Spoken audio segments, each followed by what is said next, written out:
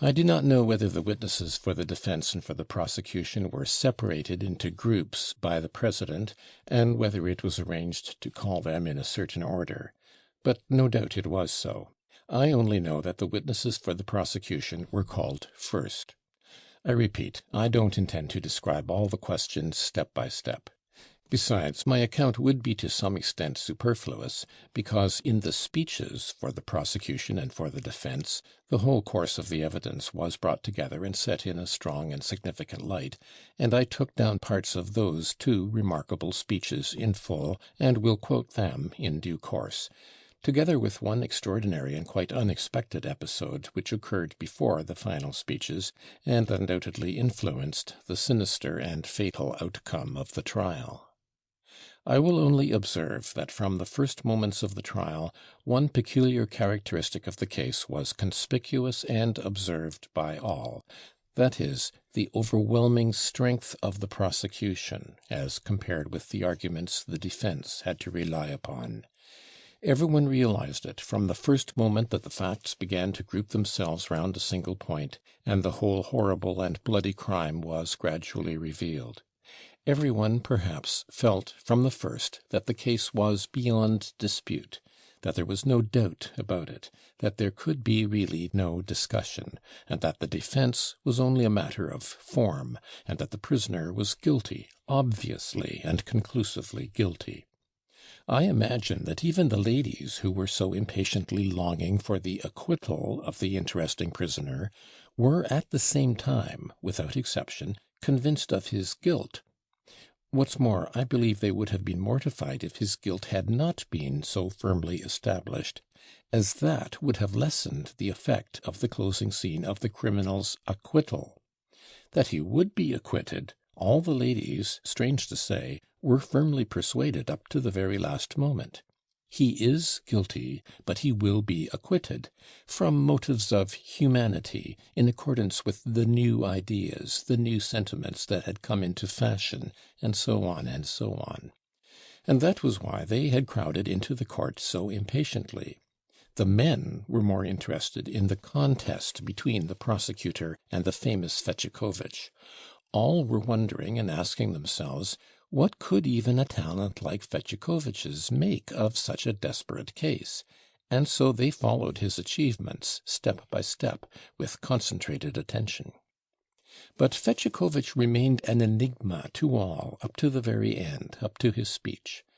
Persons of experience suspected that he had some design, that he was working towards some object, but it was almost impossible to guess what it was.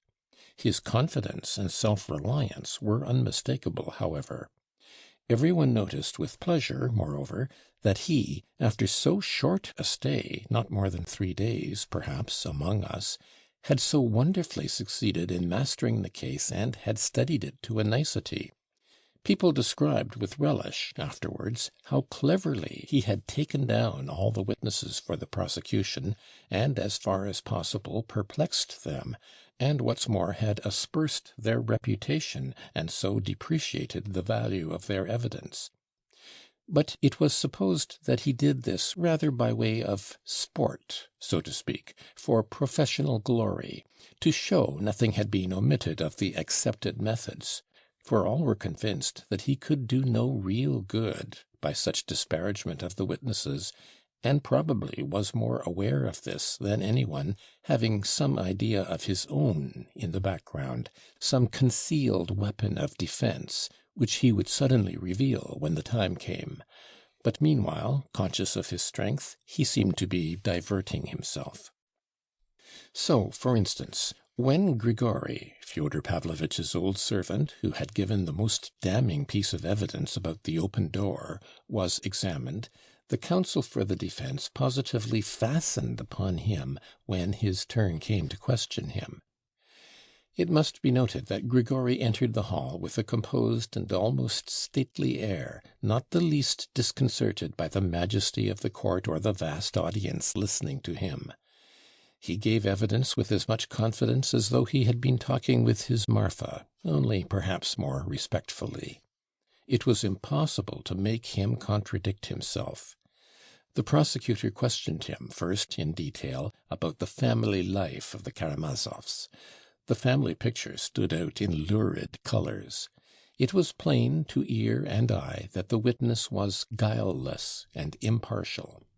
In spite of his profound reverence for the memory of his deceased master, he yet bore witness that he had been unjust to Mitya, and hadn't brought up his children as he should.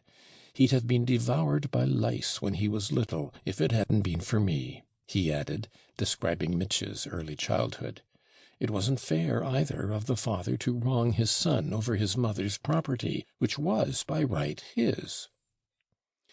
In reply to the prosecutor's question what grounds he had for asserting that Fyodor Pavlovitch had wronged his son in their money relations, Grigory, to the surprise of everyone, had no proof at all to bring forward, but he still persisted that the arrangement with the son was unfair, and that he ought to have paid him several thousand roubles more. I must note, by the way, that the prosecutor asked this question, whether Fyodor Pavlovitch had really kept back part of Mitya's inheritance, with marked persistence of all the witnesses who could be asked it, not excepting Alyosha and Ivan, but he obtained no exact information from anyone. All alleged that it was so, but were unable to bring forward any distinct proof. Grigory's description of the scene at the dinner table, when Dmitri had burst in and beaten his father, threatening to come back to kill him, made a sinister impression on the court, especially as the old servant's composure in telling it, his parsimony of words, and peculiar phraseology were as effective as eloquence. He observed that he was not angry with Mitya for having knocked him down and struck him on the face. He had forgiven him long ago, he said. Of the deceased Smerdyakov he observed, crossing himself, that he was a lad of ability, but stupid and afflicted, and, worse still, an infidel, and that it was Fyodor Pavlovitch and his elder son who had taught him to be so. But he defended Smerdyakov's honesty almost with warmth, and related how Smerdyakov had once found the master's money in the yard, and instead of concealing it, had taken it to his master, who had rewarded him with a gold piece for it, and trusted him implicitly from that time forward. He maintained obstinately that the door into the garden had been open. But he was asked so many questions that I can't recall them all.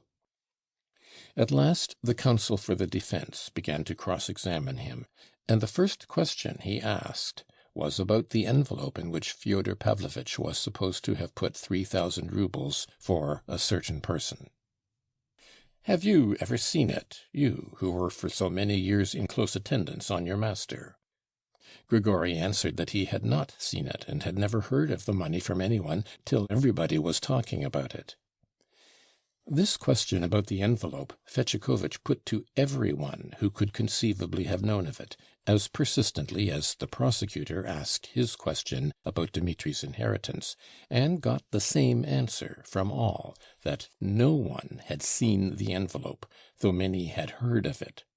From the beginning, everyone noticed Fetyukovitch's persistence on this subject. "Now, with your permission, I'll ask you a question," Fetyukovitch said, suddenly and unexpectedly. "Of what was that balsam, or rather decoction, made, which, as we learn from the preliminary inquiry, you used on that evening to rub your lumbago in the hope of curing it?"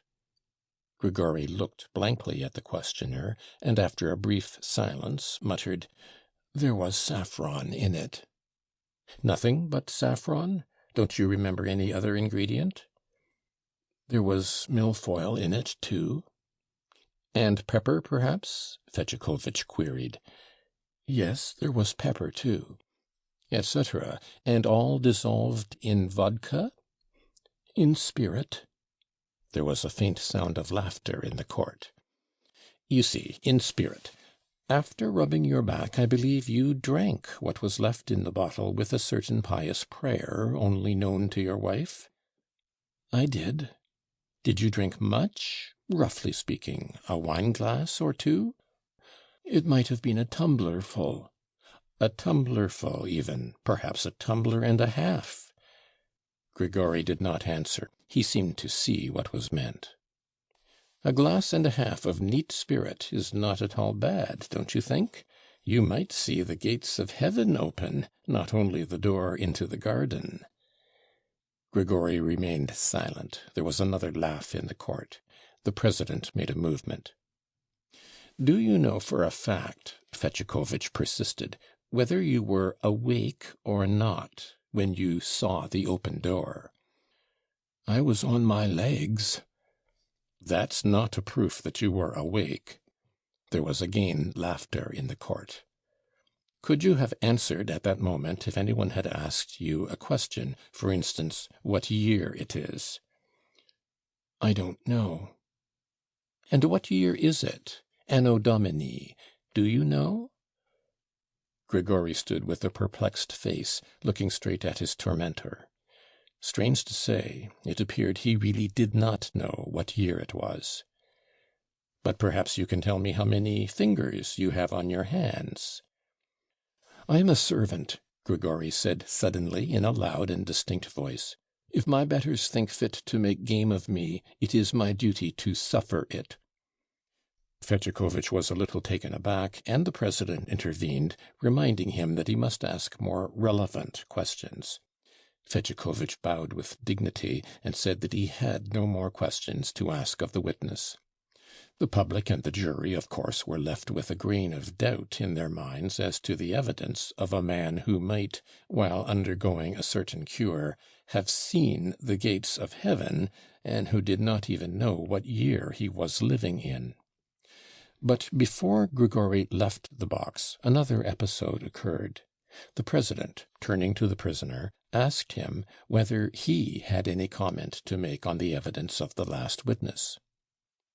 "Except about the door, all he has said is true," cried Mitya in a loud voice.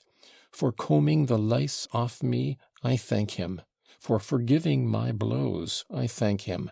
The old man has been honest all his life, and as faithful to my father as 700 poodles." "Prisoner, be careful in your language," the president admonished him. "I am not a poodle," Grigory muttered. "All right, it's I am a poodle myself," cried Mitya. "If it's an insult, I take it to myself, and I beg his pardon. I was a beast, and cruel to him. I was cruel to Aesop, too." "What Aesop?" the president asked sternly again. "Oh, Pierrot, my father, Fyodor Pavlovitch." The president again and again warned Mitya impressively and very sternly to be more careful in his language.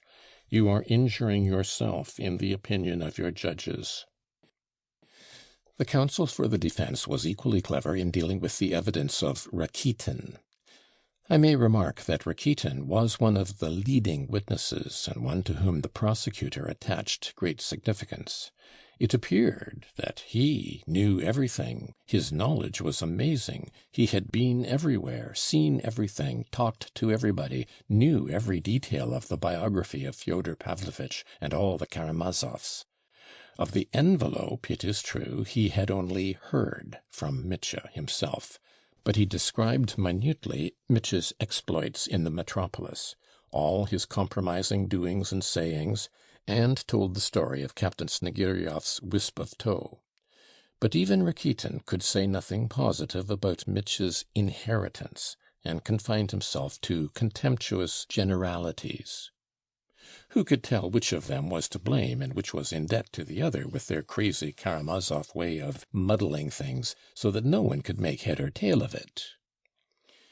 He attributed the tragic crime to the habits that had become ingrained by ages of serfdom and the distressed condition of Russia due to the lack of appropriate institutions. He was in fact allowed some latitude of speech. This was the first occasion on which Rakitin showed what he could do and attracted notice. The prosecutor knew that the witness was preparing a magazine article on the case, and afterwards, in his speech, as we shall see later, quoted some ideas from the article, showing that he had seen it already. The picture drawn by the witness was a gloomy and sinister one, and greatly strengthened the case for the prosecution. Altogether, Rakitin's discourse fascinated the public by its independence and the extraordinary nobility of its ideas. There were even 2 or 3 outbreaks of applause when he spoke of serfdom and the distressed condition of Russia. But Rakitin, in his youthful ardor, made a slight blunder, of which the counsel for the defense at once adroitly took advantage. Answering certain questions about Grushenka, and carried away by the loftiness of his own sentiments and his success, of which he was, of course, conscious, he went so far as to speak somewhat contemptuously of Agrafena Alexandrovna as the kept mistress of Samsonov. He would have given a good deal to take back his words afterwards, for Fetyukovitch caught him out over it at once.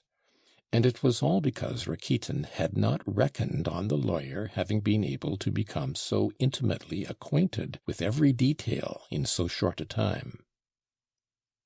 "Allow me to ask," began the counsel for the defense with the most affable and even respectful smile, "you are, of course, the same Mr. Rakitin whose pamphlet, 'The Life of the Deceased Elder Father Zossima,' published by the diocesan authorities, full of profound and religious reflections, and preceded by an excellent and devout dedication to the bishop, I have just read with such pleasure?"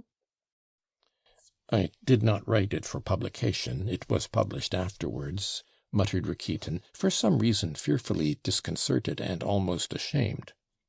"Oh, that's excellent. A thinker like you can, and indeed ought to, take the widest view of every social question. Your most instructive pamphlet has been widely circulated through the patronage of the bishop, and has been of appreciable service. But this is the chief thing I should like to learn from you. You stated just now that you were very intimately acquainted with Madame Svyetlov.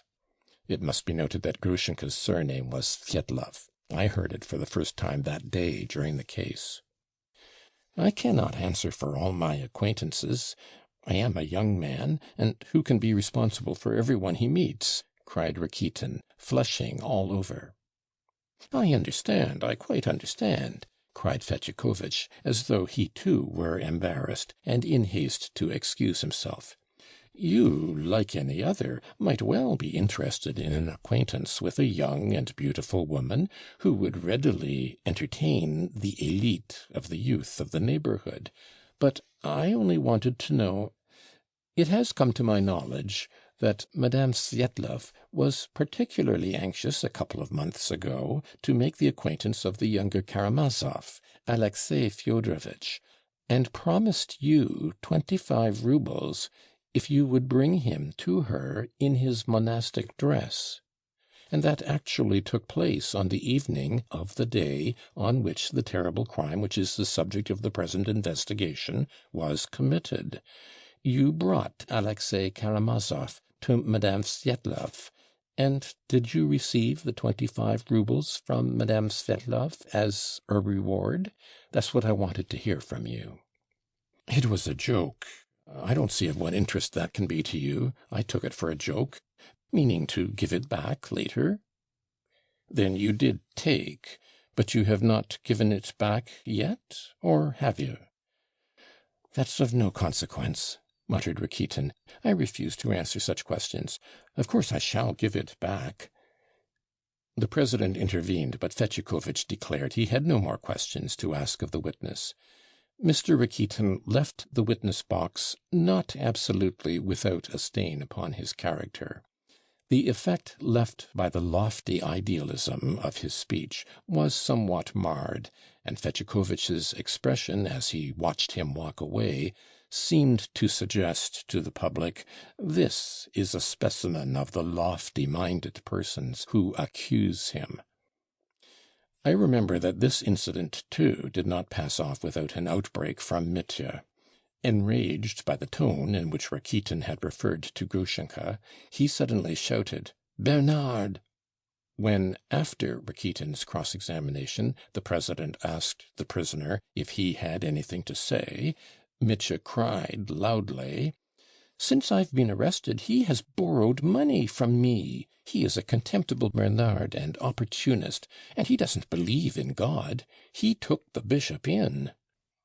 Mitya, of course, was pulled up again for the intemperance of his language, but Rakitin was done for. Captain Snegiryov's evidence was a failure too, but from quite a different reason. He appeared in ragged and dirty clothes, muddy boots, and in spite of the vigilance and expert observation of the police officers, he turned out to be hopelessly drunk. On being asked about Mitya's attack on him, he refused to answer. "God bless him, Ilusha told me not to. God will make it up to me yonder." "Who told you not to tell? Of whom are you talking?" "Ilusha, my little son. Father, father, how he insulted you. He said that at the stone. Now he is dying." The captain suddenly began sobbing and plumped down on his knees before the president. He was hurriedly led away amidst the laughter of the public. The effect prepared by the prosecutor did not come off at all. Fetyukovitch went on making the most of every opportunity, and amazed people more and more by his minute knowledge of the case. Thus, for example, Trifon Borisovitch made a great impression, of course very prejudicial to Mitya. He calculated, almost on his fingers, that on his first visit to Mokroe, Mitya must have spent 3,000 roubles, or very little less. Just think what he squandered on those gypsy girls alone. And as for our lousy peasants, it wasn't a case of flinging half a rouble in the street. He made them presents of 25 roubles each, at least. He didn't give them less. And what a lot of money was simply stolen from him. And if anyone did steal, he did not leave a receipt. How could one catch the thief when he was flinging his money away all the time? Our peasants are robbers, you know. They have no care for their souls. And the way he went on with the girls, our village girls, they're completely set up since then, I tell you. They used to be poor." He recalled, in fact, every item of expense, and added it all up. So the theory that only 1,500 had been spent, and the rest had been put aside in a little bag, seemed inconceivable. "I saw 3,000 as clear as a penny in his hands. I saw it with my own eyes. I should think I ought to know how to reckon money," cried Trifon Borisovitch, doing his best to satisfy his betters. When Fetyukovitch had to cross-examine him, he scarcely tried to refute his evidence, but began asking him about an incident at the first carousal at Mokroe, a month before the arrest, when Timofey and another peasant called Akim had picked up on the floor in the passage 100 roubles dropped by Mitya when he was drunk, and had given them to Trifon Borisovitch, and received a rouble each from him for doing so. "Well," asked the lawyer, "did you give that 100 roubles back to Mr. Karamazov?" Trifon Borisovitch shuffled in vain. He was obliged, after the peasants had been examined, to admit the finding of the 100 roubles, only adding that he had religiously returned it all to Dmitri Fyodorovitch in perfect honesty, and it's only because his honor was in liquor at the time, he wouldn't remember it. But as he had denied the incident of the 100 roubles till the peasants had been called to prove it, his evidence as to returning the money to Mitya was naturally regarded with great suspicion. So one of the most dangerous witnesses brought forward by the prosecution was again discredited. The same thing happened with the Poles. They took up an attitude of pride and independence. They vociferated loudly that they had both been in the service of the crown, and that Pan Mitya had offered them 3,000 to buy their honor, and that they had seen a large sum of money in his hands. Pan Musielowicz introduced a terrible number of Polish words into his sentences, and seeing that this only increased his consequence in the eyes of the president and the prosecutor, grew more and more pompous, and ended by talking in Polish altogether. But Fetyukovitch caught them too in his snares. Trifon Borisovitch recalled, was forced, in spite of his evasions, to admit that Pan Wróblewski had substituted another pack of cards for the one he had provided, and that Pan Musielowicz had cheated during the game.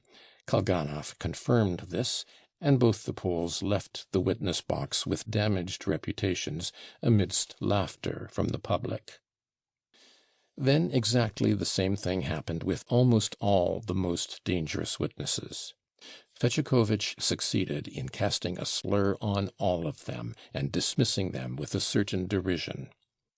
The lawyers and experts were lost in admiration, and were only at a loss to understand what good purpose could be served by it, for all, I repeat, felt that the case for the prosecution could not be refuted, but was growing more and more tragically overwhelming. But from the confidence of the great magician, they saw that he was serene, and they waited, feeling that such a man had not come from Petersburg for nothing, and that he was not a man to return unsuccessful.